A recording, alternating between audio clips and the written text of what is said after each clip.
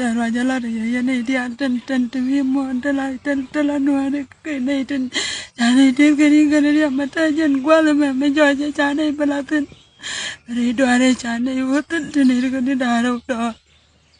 chẳng nó qua mà ngay ra nó chạy để ra nó tin nó qua mà ngay ra nó chạy để ra nó tin dân ta đấy là mình thời chuyện qua thì chưa cái này nó chẳng này qua thì này chắc chở cho này chẳng ai đấy chứ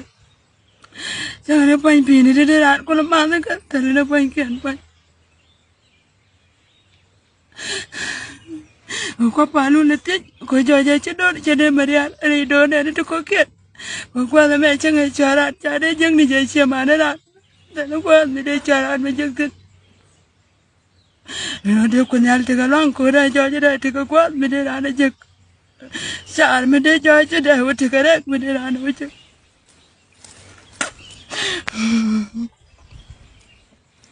qua thì cái này mình thấy giờ đây rồi mình chực cái lăng này thì nó lôi chực cái này tiếng là cái này đó cái năng mình cần của qua điện mình chỉ cần tin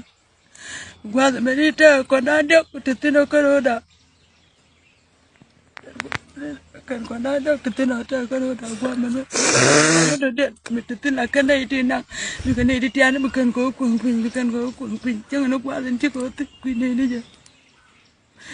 giờ mình phá luôn cô bé qua đắt bé thì cô qua đi này thiên chỉ này được toàn cô đi này cô nhặt đi này thì đúng rồi tên là mấy đàn cô nhặt anh cô thấy chút thì cái này đừng nó cái đĩa bây giờ cái đĩa điện là hoàn là bây giờ chứ bác khen ngay chỉ coi quá ngay giờ cô thấy cho khen này đừng nó đa đâu thì sẽ nhất bằng một mấy khen à đúng rồi sẽ cho chứ là tốt cô để đó nó lắm cảm ơn chia cho cô đó cho bà cho mình là được không đó